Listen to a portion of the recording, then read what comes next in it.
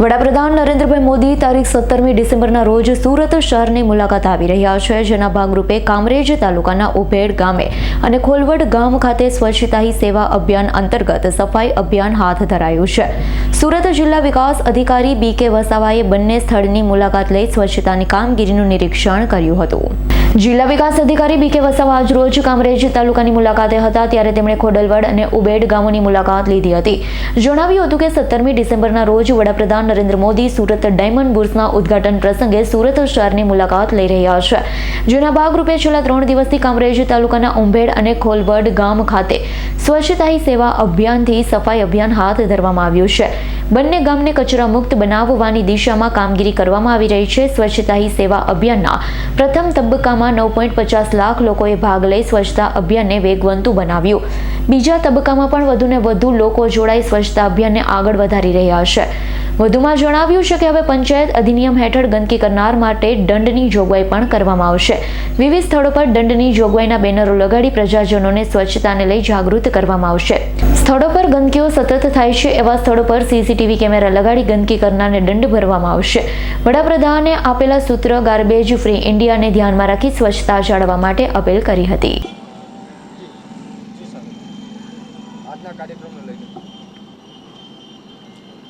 આપણા સુરત ખાતે 17મી ડિસેમ્બરના રોજ આપણા સુરત ખાતે માનનીય વડાપ્રધાન શ્રી ડાયમંડ બુર્સ અને એરપોર્ટનો વિસ્તૃતિકરણના કાર્યક્રમ માટે પધારનાર છે। એના ભાગરૂપે અમે ઉંભેડ અને ખોલવડ ગામ ખાતે અમે સ્વચ્છતા હી સેવાનો કાર્યક્રમ અમે છેલ્લા 3 દિવસથી કરી રહ્યા છે। આ કાર્યક્રમમાં અમે આ બંને ગામો એકદમ ક્લીન થઈ જાય તે માટે આખા ગામમાં અમે દરેક જ્યાં જ્યાં કચરો દેખાય છે ત્યાં અમે આ ઝુંબેશના રૂપે અમે કચરાના નિકાલ માટેની કાર્યવાહી ચાલુ છે। આમ તો સરકારશ્રીએ સ્વચ્છતા હી સેવા કાર્યક્રમ અંતર્ગત 15મી નવેમ્બરથી 2 ડિસેમ્બર સુધી એક સપ્તાહનો કાર્યક્રમ રાખ્યો હતો। ત્યારબાદ બીજા તબક્કામાં આ કાર્યક્રમ પહેલા તબક્કામાં સફળ થયા પછી બીજા તબક્કામાં પણ આ કાર્યક્રમ ચાલુ રાખ્યો હતો, જે 16મી ડિસેમ્બર સુધી ચાલુ રાખ્યો હતો। એટલે એ કાર્યક્રમોમાં સુરત જિલ્લાના તમામ ગામોમાં સ્વચ્છતા હી સેવાના કાર્યક્રમો કરવામાં આવેલા હતા। એમાં પહેલા તબક્કામાં લગભગ 9.5 લાખ જેટલા લોકોએ ભાગ લીધો હતો અને બીજા તબક્કામાં પણ મોટા ભાગના લોકોએ આ સ્વચ્છતા હી સેવાના કાર્યક્રમમાં ભાગ લીધો હતો અને ગામોમાં આ કાર્યક્રમ કરવામાં આવ્યો હતો અને ગામોમાં સતત ત્યારથી આજે 16મી ડિસેમ્બર સુધી જે આ કાર્યક્રમો સતત ચાલુ રહ્યા છે। અને અમે એવું પણ નક્કી કર્યું છે કે આજે જ્યાં જ્યાં ખાસ કરીને જે ગંદકી થાય છે ત્યાં આજે પંચાયત અધિનિયમ હેઠળ અમે પેનલ્ટીની જોગવાઈ કરવાના છે। ત્યાં અમે બોર્ડ પણ લગાડીશું અને કેટલી પેનલ્ટી કરવામાં આવશે તે પણ અમે બોર્ડમાં અમે નાગરિકોના ધ્યાને મૂકીશું, જેથી એ જગ્યાએ ફરી ગંદકી ન થાય। અને ત્યાર પછી જ્યાં જ્યાં જે ગંદકી થાય છે ત્યાં અમે CCTV કેમેરા પણ અમે લગાડીશું કે જેથી કોણ ગંદકી કરે છે એ ખબર પડે। એટલે આમ કરીને આપણા તમામ વિસ્તારોને આપણે સ્વચ્છ રાખવા માટે આપણે નક્કી કરેલું છે।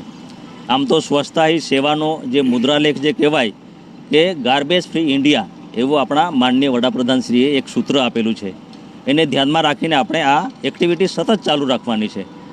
અને આ જે ઝુંબેશના રૂપે આપણે જે સ્વચ્છતા હી સેવાની જે આપણે જે એક્ટિવિટી કરીએ છીએ એને એટલા સમય પૂરતી નહીં પણ કાયમ માટે લોકો આ સ્વચ્છતાની બાબતને જીવનમાં ઉતારે એના માટે આપણે લોકોને આપણે માહિતગાર કરવાના છે અને એમને આપણે સતત આપણે એક્ટિવ રાખવાના છે। એટલે સ્વચ્છતા હી સેવાનો જે કાર્યક્રમ છે સરકારશ્રીનો ખૂબ જ મહત્ત્વનો અને આપણા માટે સૌના માટે બહુ જ અગત્યની આ સ્વચ્છતાની એક્ટિવિટી છે એ આપણે ચાલુ રાખવાની છે। આપણે ગાર્બેજ ફ્રી ઇન્ડિયા બનાવીને જ આપણે રહીશું। આમાં ખાસ કરીને આપણા ઇન્ડિયાનું જે વિકસિત ભારત જે બનાવવાની વાત આવે છે એમાં આ સ્વચ્છતાની બાબતને આપણે ખૂબ મહત્ત્વ આપીને એ એક્ટિવિટી આપણે રોજ સતત આપણે ચાલુ રાખીને આપણે clean India, garbage free India બનાવીશું એવી આપણે અપેક્ષા રાખીએ અને એ રીતના આપણે કામગીરી કરીશું। આ અવસરે જિલ્લા ગ્રામ વિકાસ એજન્સીના નિયામક MB પ્રજાપતિ, કામરેજ તાલુકા પંચાયત પ્રમુખ રેખાબેન પટેલ, તાલુકા વિકાસ અધિકારી સચિન પટેલ, સ્વચ્છ ભારત મિશન ઉંભેડ અને ખોલવડ ગ્રામ પંચાયતના સભ્ય સહિત તાલુકાના આગેવાનો ઉપસ્થિત રહ્યા હતા. મુકેશ રાજપૂતનો રિપોર્ટ, S9 ન્યૂઝ, કામરેજ.